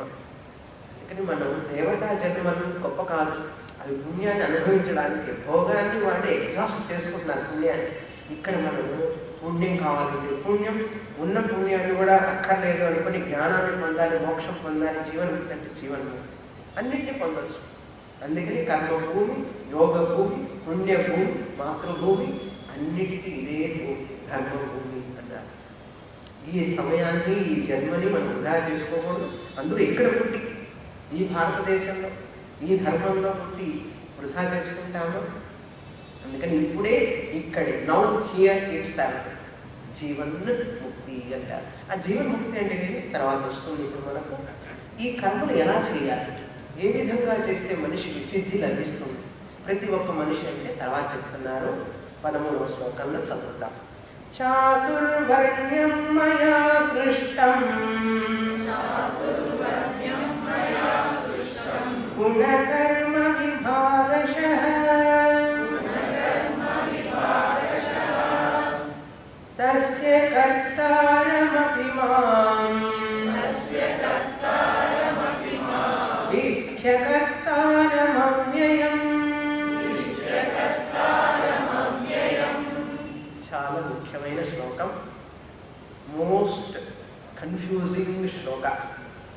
అంటే దీన్ని ఎంతో తప్పుగా అర్థం చేసుకున్న వాళ్ళు ఉన్నారు. దానికి సరైన వివరణ తెలియక, శాస్త్రం చదవక, ఇప్పుడున్నటువంటి ఈ యొక్క కుల మత భేదాలు, వర్ణ భేదాలన్నిటికీ సమస్యలకు కారణం ఈ ఒక్క శ్లోకాన్ని చదవక, తెలుసుకోకపోవడం వల్లనే. ఏ దేశంలో అయినా, ఏ దేశంలో కాదు, మన దేశంలో అనేక వర్ణాలను మధ్యలో కోట్లాటలు. అన్ని రాష్ట్రాల సంగతి తీసేయండి, మన ఆంధ్ర రాష్ట్రంలో ఒక్కొక్క కులం పేరు చెప్పి ఆ కులం గ్రూప్ అయ్యి ఇప్పుడు మనుషులు ఎంత మూర్ఖతలో తిరుగుతున్నారంటే, ఆ కులం పేరు చెప్పి ఆ కులం ద్వారా పాలిటిక్స్లో వచ్చి ఆ కులం పేరుతో వాళ్ళు పైకి రావాలని ప్రయత్నం చేస్తున్నారు. ఒక కులం వాళ్ళకి ఇంకొక కులం వాళ్ళకి తగాదాలు, పోట్లాటలు, అంటే ఒకళ్ళనొకరు చంపుకునేంత స్థితికి దిగజారుతున్నారు. అరాచకం అంటే అరాచకం. ఎందుకు చేస్తున్నారు అసలు? ఈ కులం మత భేదం ఏమిటి అసలు? ఇది పెట్టారా? ఎవరు పెట్టారు? పెడితే ఎందుకు పెట్టారు? ఆ పెట్టిన వాడికి అసలు తలకాయ ఉందా? ఇవన్నీ క్వశ్చన్లు వస్తాయి. నిజంగా ఇవన్నీ ఏమిటి అసలు ఆలోచిస్తే కారణం ఒక్కటి, ఈ ఒక్క శ్లోకం చదవక, చదివినా సరిగా తెలియక, తెలిసినా కూడా దాన్ని ఫాలో చేయక. అందుకని దీని మీద ఒక చిన్న బుక్లెట్ వేసాం, వర్ణ ఆశ్రమ ధర్మము. ఈ ఒక్క శ్లోకం గురించి ఒక చిన్న బుక్లెట్ అండి. ఆ పుస్తకం మీరు తీసుకొని అందరికీ పంచండి, అందరి చేత చదివించండి. ప్రతిరోజు పారాయణంలాగా చదవాలి. అది ఒకరోజు చదివితే అర్థమయ్యేది కాదు, తిరిగి చదవాలి. నేను దాని యొక్క సారాంశాన్ని ఇప్పుడు చెప్తాను ఈ శ్లోకంలో. బ్రాహ్మణ వర్ణం, చాతుర్వర్ణ్యం, 4 వర్ణాలు మయా సృష్టం, నా చేత సృష్టి చేయబడినాయి అన్నారు కృష్ణ పరమాత్మ. ఇక్కడే కాంట్రడిక్షన్. నువ్వెందుకయ్యా సృష్టి చేయడం? బ్రాహ్మణులు, క్షత్రియులు, వైశ్యులను, శూద్రులను నువ్వెందుకు సృష్టి చేయడం అని అడుగుతాం వెంటనే. చెప్పేది అంటాడు కృష్ణ పరమాత్మ. గుణ కర్మ విభాగశః, మనుషులందరినీ కూడా, ప్రపంచంలో ఉన్న మనుషులందరినీ కూడా నేను 3 విధాలుగా విభజిస్తాను అర్జున అన్నాడు. ఏ విధంగా? వాళ్ళ గుణాన్ని బట్టి విభజిస్తాను. ఏం గుణం? సత్వగుణం ఉన్న వాళ్ళందరూ ఒక గ్రూపు, రజోగుణం ఉన్న వాళ్ళందరూ ఒక గ్రూపు. భారతీయులే కాదండి, అమెరికాలో ఉండొచ్చు, రష్యన్ కావచ్చు, జపనీస్ కావచ్చు, చైనీస్ కావచ్చు, ఎవరైనా కావచ్చు. ప్రపంచంలో ఉన్న మానవులందరినీ నేను 3 గ్రూపులుగా చేస్తాను. ఆ 3 గ్రూపుల్లో సత్వగుణం ఉన్న వాళ్ళంతా ఒక గ్రూపు, రజోగుణం ఉన్న వాళ్ళంతా ఒక గ్రూపు, తమోగుణం ఉన్న వాళ్ళంతా ఒక గ్రూపు. మళ్ళీ ఈ 3 గ్రూపుల మధ్యలో ఒక చిన్న బైఫర్కేషన్ అన్నమాట, క్లాసిఫికేషన్. ఏమిటంటే సత్వగుణం ప్రిడామినెంట్గా ఉంటుంది. అంటే ప్రతి మనిషిలో 3 గుణాలు ఉంటాయి. ప్రతి మనిషి మనం 3 గుణాల చేతనే చేయబడ్డాం. సత్వ రజస్తమో గుణాత్మిక మాయా అస్తి. ఆ మాయా శరీరమే ఇది. ఆ మాయ అనేటువంటి పంచభూతాలుగా మారి ఆ పంచభూతాలే ఈ శరీరం. ప్రకృతి సిద్ధం. ప్రకృతి అంటే ప్రకర్షేణ కృతి యోగ్య ప్రకృతి అన్నారు. ప్రపంచ అంటే ప్రకర్షేణ పంచవిధ ప్రపంచ. 5 పంచభూతాలే ఈ ప్రపంచంగా కనపడుతోంది. ఈ 5 భూతాలే ఈ శరీరంగా కనపడుతోంది. ఈ శరీరం అంటే మనసు, బుద్ధి, చిత్తం, అహంకారం అన్నీ. ఈ 3 గుణాలు కలయికే. ఎట్లాగైతే కొబ్బరికాడు 3 మెలికలు వేసి కడతారు చూసారా, జడాలు కొనేటప్పుడు 3 వేస్తారు, 3 10 కూడా వేస్తారు, అదొద్దు మనం 3 ఇంటర్ట్వైన్డ్ అనమాట. ఒకటి సత్వ, ఒకటి రజస్ అండ్ ఒకటి తమస్. ఇక్కడ ఏం చెప్తారంటే సత్వగుణం ఉంటుంది అందరికీ, రజోగుణం ఉంటుంది, తమోగుణం ఉంటుంది. అయితే ఇక్కడ పర్సంటేజ్ మాట్లాడుతున్నారు కృష్ణ పరమాత్మ. సత్వగుణం 50% ఉంది, రజోగుణం 25%, 30% ఉంది, తమోగుణం less% ఉంటే వాళ్ళంతా బ్రాహ్మణులు అని పేరు పెట్టాడు. ఆయన పేరు పెట్టాడంటే అంతే, వీడు బ్రాహ్మణులు అని చెప్పలేదు.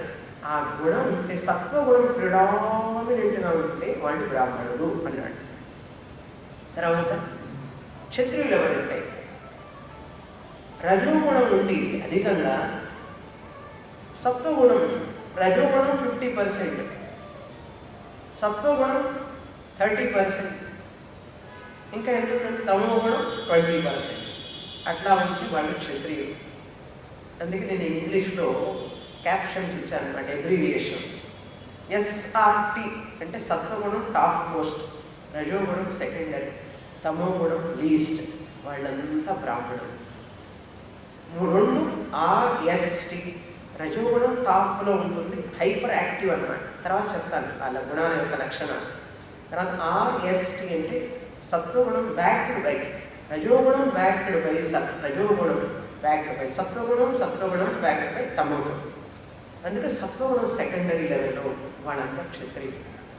తర్వాత ఆర్టీఎస్, రజోగుణం ఎక్కువగా ఉండి బ్యాక్డ్ బై తమోగుణం, సత్వగుణం లీస్ట్గా ఉంటుంది, వాళ్ళంతా వైశ్యులు. 4వ వర్ణం తమోగుణం టీఆర్ఎస్ అంటారు. తమోగుణం 50%, 60% ఉంటుంది, రజోగుణం 30% ఉంటుంది, సత్వగుణం చాలా లీస్ట్గా ఉంటుంది, వాళ్ళందరూ శూద్రులు అన్నాడు. ఇది ఆయన డివిజన్. ఆయన విన్సెంట్ ఫ్రాన్సిస్ చేయలేదు డివిజన్, నీ గుణాన్ని బట్టి ఆయన డివిజన్ చేశాడు. వాళ్ళు ఎలా ఉంటారండి అంటే ఏమి లేదు, ఈ సత్వగుణం ఉన్నవాళ్ళు జ్ఞానం అంటే వాళ్ళకి ఇష్టం, చదవడం అంటే ఇష్టం, వాళ్ళు టీచ్ చేయడం, యజనం, యాజనం, పఠనం, పాఠనం, దానం, పరిగ్రహం, టీచింగ్, కమ్యూనికేట్, నేర్చుకోవాలని, అప్పుడు అది వినాలి, ఇది వినాలి, ఇది తెలుసుకోవాలి, అది తెలుసుకోవాలి, ఎవరికైతే ఉంటుందో వాళ్ళందరూ కూడా బ్రాహ్మణుడు. సింపుల్ లివింగ్, హై థింకింగ్, వాళ్ళే బ్రాహ్మణుడు ఆయన లెక్క ప్రకారం. ఇప్పుడు అలా సత్వగుణం ప్రిడామినెంట్గా ఉండి ఉన్నటువంటి దంపతులకు పిల్లలు పుడితే వాళ్ళు బ్రాహ్మణుడు. అప్పుడు ఆ బ్రాహ్మణుడు ఏ బ్రాహ్మణుడు? జాతి బ్రాహ్మణుడు. ఎందుకంటే సత్వగుణం ఎక్కువగా ఉన్నటువంటి తల్లిదండ్రులు పుట్టారు కనుక ఈ పిల్లలు బ్రాహ్మణుడు పిలువబడ్డారంటే జాతి బ్రాహ్మణుడు. అంతేగాని పుట్టుకతో బ్రాహ్మణుడి కాదు, గుణతః బ్రాహ్మణుడి కావాలి. అది ఆయన యొక్క అసలు ఈ యొక్క డిజైన్ అర్థం చేసుకోవడానికి నీకు కొంచెం టఫ్ కావాలి. అది లేకపోతే నువ్వు అర్థం చేసుకోండి. ఈ షాలో బ్రెయిన్స్ని అర్థం చేసుకోలేబట్టి కృష్ణుడి యొక్క జీనియస్, ఆ మ్యాగ్నానిమిటీ, ఆ జీనియస్ వే ఆఫ్ ప్రజెంటేషన్ నీ గుణాన్ని ఆధారంగా చేసుకోండి. ఇప్పుడు క్షత్రుడైతే ఏమిటి? Hyper active. బ్రాహ్మణుడు అంటే సత్వగుణం ఉన్నవాడు సెల్ఫ్లెస్లీ యాక్టివ్. మనం పనుల కోసమే జీవిస్తాడు, తను కష్టపడినా కూడా అందరి కోసం జీవిస్తాడు, అందరికీ బోధ చేయాలి, అందరికీ ధర్మాన్ని చెప్పాలి, అందరికీ తెలియజేయాలి అనేటువంటి భావన ఎవరికి ఉంటుందో వాడు బ్రాహ్మణుడు. ఇప్పుడు అర్థమైందండి. అలా బ్రాహ్మణుడిని ఒక గ్రూప్ చేశారు. క్షత్రుడు అంటే ఎవరు? Selflessly active but ruling always. రజోగుణం ఎక్కువ ఉండడం వల్ల పరిపాలన చేయాలి, ఒకళ్ళు రూల్ చేయాలి అని చెప్పి నియంత్రణ చేయాలి అనేటువంటి భావన ఉంటుంది రజోగుణం ఎక్కువ ఉండడం వల్ల. Selflessly active. తర్వాత వైశ్యుడు ఆర్టీఎస్, సెల్ఫిష్లీ యాక్టివ్. ఆ గుణం ఉన్నవాడు స్వార్థంతో సమాజానికి సేవ చేస్తుంటాడు. నాకేం వస్తుందా అని ఎదురు చూస్తుంటాడు. మీ ఇంటికి వస్తే మాకేం పెడతావు, మా ఇంటికి వస్తే నాకేం తెస్తావు అంటారు కదా, అటువంటి రకం అనమాట. స్వార్థంతో సమాజ సేవ కానీ, పిల్లలకు కానీ, భార్యకి కానీ. మన వాడు చెప్తుంటారు, తినే చేతి కాకిని కూడా వెదిరించడండి, ఎంగిలి చేతితో కాకిని కూడా వెదిరించట. ఎందుకంటే ఈ మెతుకులను ఇంకా ఎత్తుంటుంది ఎవరు భయపడి. అటువంటి రకం సెల్ఫిష్లీ యాక్టివ్ వాడు వయస్సు. శూద్రుడు ఏంటంటే టీఆర్ఎస్, తమో గుణం. వాడికి నాలెడ్జ్ అంటే ఇంట్రెస్ట్ ఉండదు, మెకానికల్గా మెషిన్గా చేస్తుంటాడు పని అంతే. సోమరిగా ఉంటాడు, లేజీగా ఉంటాడు. వాడు శూద్రుడు అని చెప్పి పేరు పెట్టాడు ఆయన ఆ గుణం ప్రకారం. అర్థమైందండి? Please try to understand remove all misconception in the people. Otherwise మన పిల్లలు బ్రాహ్మణులు ఎందుకు పుట్టారమ్మా అని అడుగుతున్నాడు కొడుకు తల్లి. బాగా మార్కులు వస్తే నువ్వు ఫార్వర్డ్ క్యాస్ట్ కదా, నీకు సీట్ లేదన్నాడు. గోల్డ్ మెడలిస్ట్ అబ్బాయి, హయ్యెస్ట్ ర్యాంక్ వచ్చింది, కానీ కాలేజీలో సీట్ దొరకలే. ఆ అబ్బాయి అడుగుతాడు తల్లి, అమ్మా నన్ను ఎందుకు బ్రాహ్మణుడిగా కన్నా అని అడుగుతున్నాడు. ఒక బ్రాహ్మణుడిగా పుట్టడం అనేది అంత తేలిక కాదు. బ్రహ్మ తేజస్సు, బ్రహ్మ వర్చస్సు. అసలు బ్రాహ్మణుడు అంటే ఏమిటో తెలియలేదు ఆ అబ్బాయికి, తల్లి చెప్పే స్థితిలో లేదు. అందుకని ఫారిన్ వెళ్ళిపోయినాడు. ఈ దేశంలో ఫార్వర్డ్ క్యాస్ట్ వాడికి ఓటు లేదు, సీటు లేదు. సీట్ అంటే కాలేజీ సీటు లేదు అని చెప్పి ఫారిన్లో ఉన్నారండి. ఇప్పుడంతా బ్రాహ్మణులు, అమెరికా అంతా ఉన్నదంతా బ్రాహ్మణులు. మన బ్రాహ్మణుల జీనియస్ని పెట్టుకుని అమెరికా సర్వైవ్ అవుతుంది విషయం అండి. ఇది ఫ్యాక్ట్ అండి నేను చెప్పేది. ఇది పబ్లిక్గా చెప్తే నచ్చదు చాలామంది. ఎవరైనా ఇప్పుడు బ్రాహ్మణులు అంటే genius people, all genius people are there. మనం ఏం చెప్పాలి? నువ్వు కాలేజీ సీట్ ఇవ్వాలనుకున్నా, చదివించాలనుకున్నా వాళ్ళకి డ్రెస్ ప్రొవైడ్ చేయి, పుస్తకాలు ప్రొవైడ్ చేయి, ఫుడ్ ప్రొవైడ్ చేయి. అంతేగాని ఇంటెలిజెన్స్తో బిజినెస్ చేయవాలి. ఇంటెలిజెన్స్తో చెలగాటం ఆడకూడదు. నీ దేశంలో ఇంటెలిజెన్స్ లేకపోతే విదేశాలకు వెళ్ళిపోతే నీ దేశానికి ఎంత నష్టం? ఈ మాత్రం ఆలోచించలేదా పొలిటికల్ లీడర్స్? వాళ్ళు ఆలోచించలేకపోతే మనం ఏం చేస్తున్నాం? ప్రజలు ఏం చేస్తున్నారు? ఫస్ట్ ఫార్వర్డ్ క్లాస్ ఏంటంటే అసలు ఫార్వర్డ్ క్యాస్ట్ ఏంటి? ఎవరికి ఫస్ట్ మార్క్ వస్తే వాడికి ఫస్ట్ సీట్ అంతే. కోటా ఏంటి అసలు? ఎందుకు వాళ్ళని తృప్తిపరచడం కోసం తక్కువ మార్క్ 30 మార్కులు వచ్చిన వాడికి కాలేజీలో సీట్ ఇస్తే, మెడిసిన్ చదివిస్తే వాడు రేపు ఏం చదువుతాడండి? మేధస్సు అనేది నువ్వు సంపాదించుకున్న దాని ఇది జన్మతహా వచ్చినటువంటి ఆ మేధస్సులో మీరు బిజినెస్ చేస్తున్నారు. మేధస్సు లేని వాడికి పరాకాష్ఠకు అందిస్తున్నారు, మేధస్సు ఉన్నవాడిని కడగలుగుతున్నారు. ఇంతకంటే దౌర్భాగ్యం, ఇంతకంటే దురదృష్టం ప్రపంచంలో ఎక్కడన్నా ఉంటుందా? మన దేశంలో జరిగేది అది. అందుకని ఇప్పుడు మన దేశం ఎప్పుడు డెవలపింగ్ కంట్రీగానే ఉంటుంది. డెవలపింగ్ కంట్రీ ఎన్నట్టు ఎంతకాలం ఉంటుంది డెవలపింగ్ కంట్రీగా? ఇక్కడ లేనటువంటి జీనియస్నెస్, ఇక్కడ లేనటువంటి తెలివితేటల, ఇక్కడ లేనటువంటి మేధస్సునంతా అమ్ముకుంటున్నాం. అది చాలా దోషం. కనుక మన వాళ్ళు వర్ణాలు అనేటువంటి వాళ్ళ గుణాన్ని పట్టించాడు భగవంతుడు, కానీ క్యాస్ట్ని సృష్టి చేయాలి ఎప్పుడు కూడా. భగవంతుడు గుర్తుపెట్టుకోండి, భగవంతుడు తాను సృష్టి చేయాలి. బ్రాహ్మణోస్య ముఖమాసీత్ బాహురాజన్యకృత ఊరుదస్య యద్వైశ్యః తద్భ్యాగుం శూద్రోపజాయత అన్నాడు ఆయన. నా యొక్క ముఖం నుంచి బ్రాహ్మణులు పుట్టారు అర్జున అన్నాడు. ముఖం అంటే ఏమిటి? నాలెడ్జ్. బాహువులు అంటే ఏమిటి? శక్తి. క్షత్రియులు పుట్టారు. ఊరు అంటే ఏంటి? తొడలు. ఇక్కడి నుంచి వైశ్యులు పుట్టారు. పాదాల నుంచి శూద్రులు పుట్టారు. పూలు ఎక్కడ వేస్తారు? పాదాలకు వేస్తారా, తల మీద వేస్తారా? పాదాలకే వేస్తారు.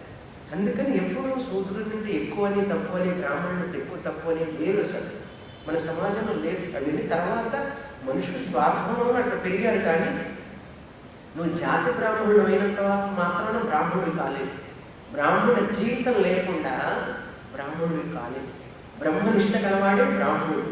బ్రహ్మచింతన ఎవడైతే నిరాడంబరంగా జీవించి, నిస్వార్థంతో జీవించి, ధర్మం, శౌర్యం, తేజస్సు, అహింస, సత్యాన్ని పాటిస్తాడు వాడు బ్రాహ్మణుడు.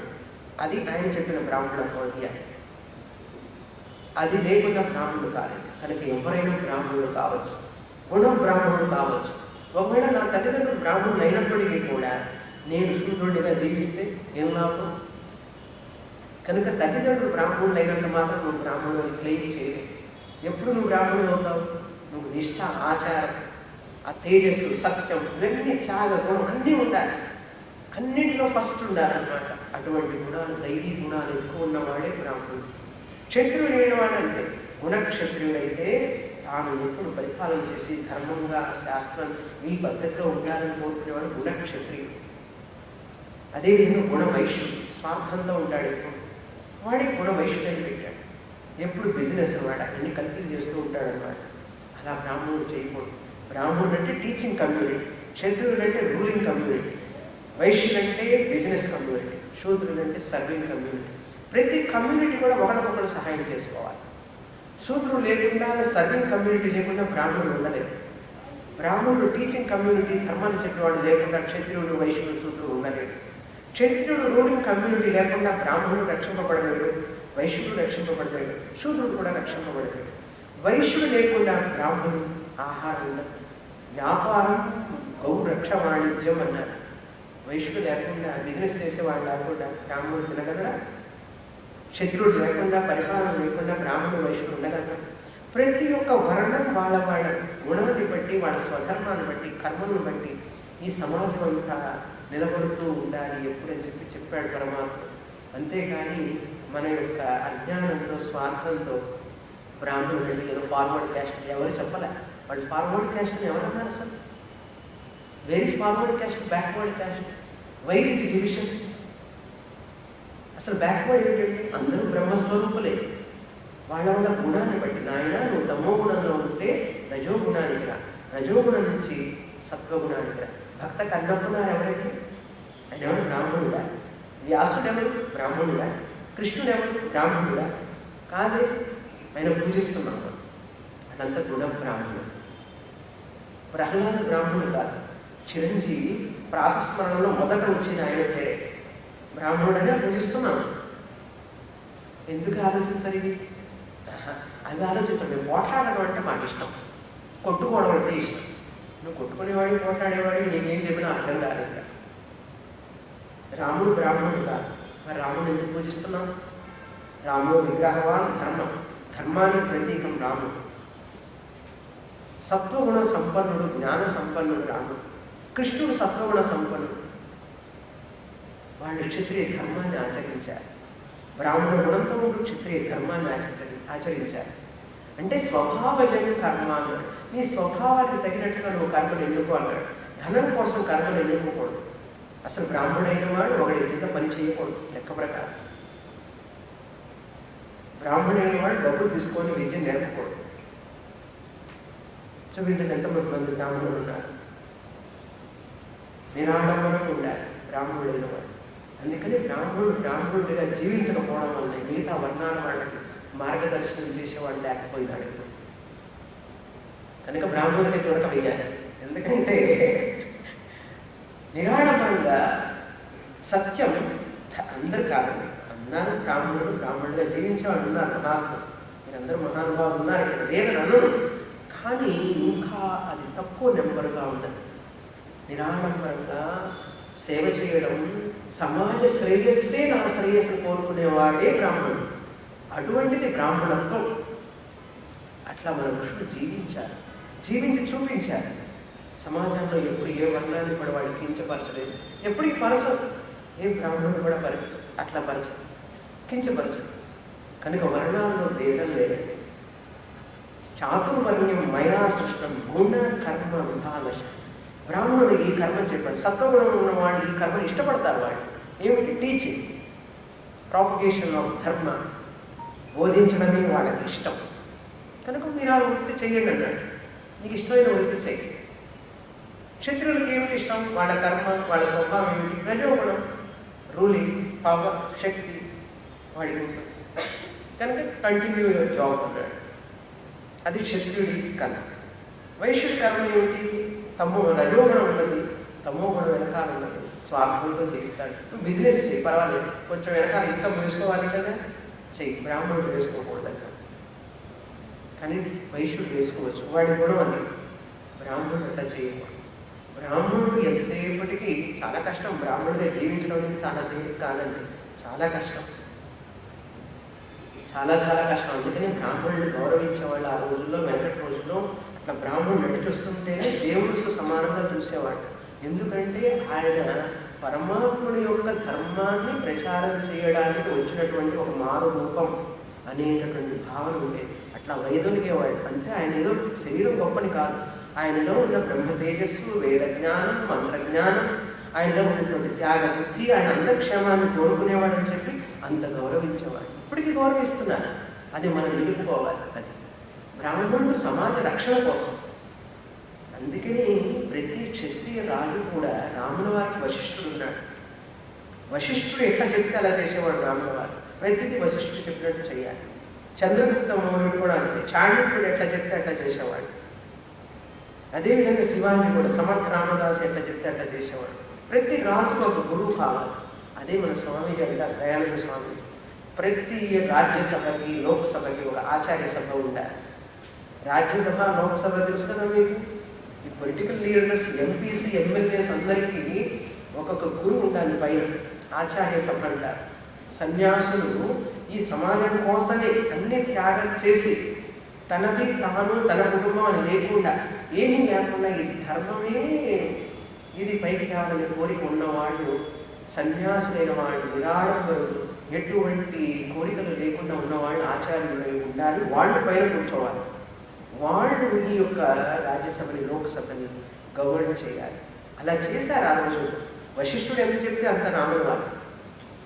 ఇప్పుడు వశిష్ఠుడు లేరు, ఎంఏ లేదు, ఎంపీ చూస్తున్నాను కదా ఎట్లా ఉందో పాలిటిక్స్. ఒక్కొక్క రాష్ట్రంలో వింటూ ఉంటే పేపర్ చూస్తే కళ్ళు తిరిగిపోతాయి మనకు. వీళ్ళ ఎమ్మెల్యేలా, ఎంపీలా, వీళ్ళ రాజ్యాన్ని పాలించే, దేశాన్ని పరిపాలించే. ఈరోజు ఏం చెప్తాడో రేపు ఏం చెప్తాడో వాడికి తెలియదు. అట్లాంటి స్థితిలో ఉన్నాం మనం.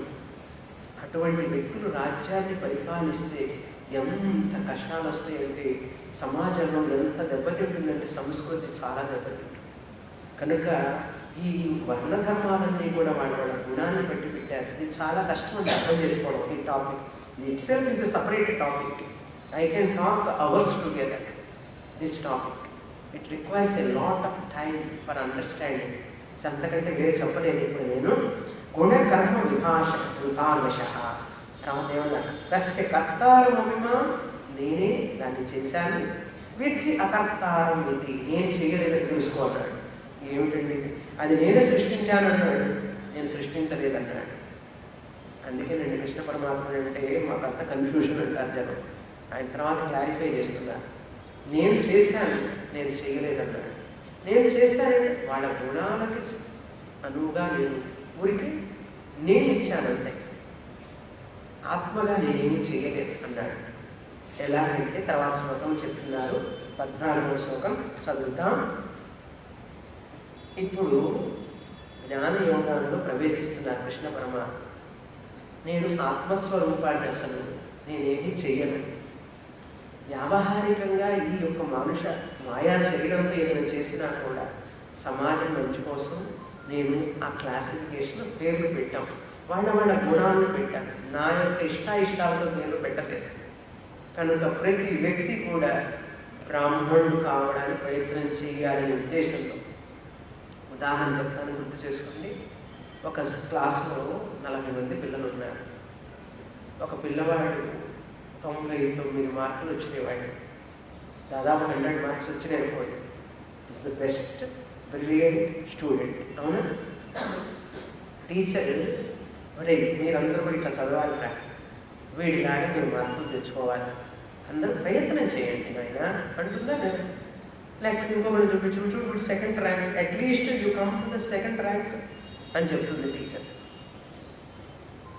అలాగే కదా చెప్పాలి. అప్పుడే కదా ఆవిడ సరి అయిన టీచర్. అలా చెప్పకుండా ఒరే నీకు 30 మార్కులు వచ్చలేరా, you are good, you are great అని అన్నదంటే ఆవిడ టీచర్ అవుతుందా?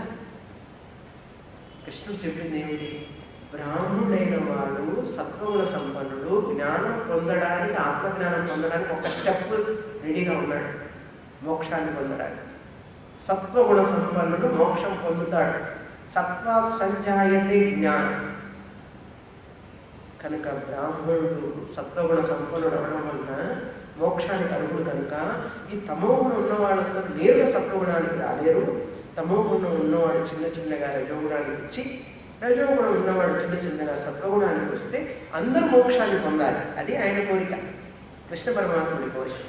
అందరూ మోక్షాన్ని పొందాలి అంటే ఒకటే మార్గం. ఏమిటది?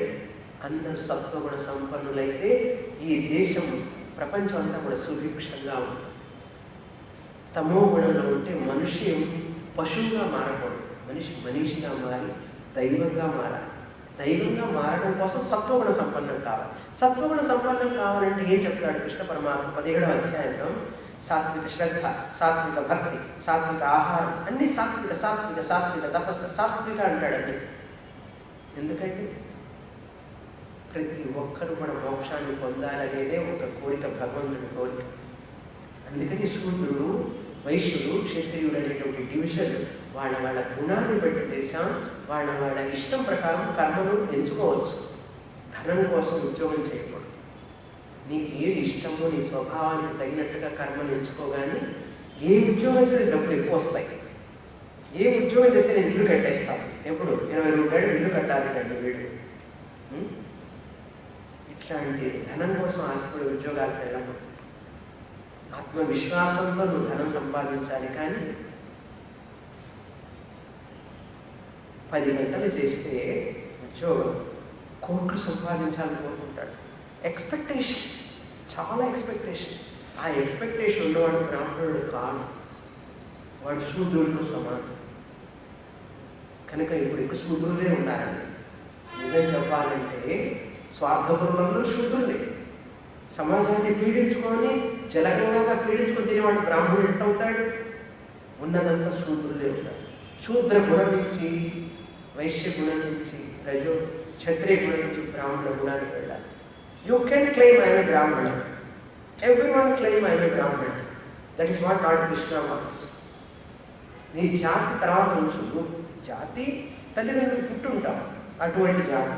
అంత మాత్రాన నువ్వు బ్రహ్మజ్ఞానాన్ని పొందకూడదని ఏం లేదు. ఎంతమంది శూద్రులు బ్రహ్మజ్ఞానాన్ని పొందారు? శబరి ఎవరు? కన్నప్ప ఎవరు? గుహుడు ఎవరు? చెప్పండి మీరే. చదవండి పురాణాలు. ఎక్కడ క్యాస్ట్ సిస్టమ్ ఉందేమో లేదు. ఇప్పుడు ఎందుకు వచ్చింది? జ్ఞానం లేక, భక్తి లేక, శ్రద్ధ లేక, ఒకరికొకళ్ళు పోట్లాడుకుంటూ వాళ్ళు ఎక్కువ నేను తక్కువ, నేను మాత్రం ఏం తక్కువ. ఇవన్నీ ఎందుకు వస్తాయంటే మనిషిలో ఈర్ష్య, అసూయ, ద్వేషాలు పెరిగినప్పుడు మనిషిలో పాశ్వికత పెరుగుతుంది. ఆ మనిషిలో ఉన్నటువంటి దైవికత అణగారిపోతుంది. అలా కాకుండా ప్రతి మనిషి, అందుకని బ్రహ్మం ఒక్కటే, బ్రహ్మం ఒక్కటే అన్నాడు. నిండాల రాజు నిద్రించు నిద్రయుడు ఒకటే, అండనే వంటు నిద్ర అది ఒకటే అని చెప్పి అన్నమాచార్య వారి పాటలు పాడతారు అందరూ. ఈ కులంలో కాకుండా విశిష్టాద్వైతం, ద్వైతం మళ్ళీ పోట్లాడతారు. పోట్లాడడం చాలు కదా. మనిషికి కన్ఫ్యూషన్ రావడానికి ఎన్ని కావాలి? నువ్వు ఎప్పుడు ఇంకా జ్ఞానం పొందేది? ఆత్మజ్ఞానం ఎంత దూరం ఉంది నీకు? కనుక ప్రతి మనిషి తమో గుణం నుంచి బయటపడాల్సి ఉంది. అలసత అదే చెప్తాడు ఆయన. తమో గుణం అంటే ఏమిటో చెప్తారు. తర్వాత 14వ అధ్యాయంలో బాగా రజోగుణం అంటే ఏమిటో చెప్తారు.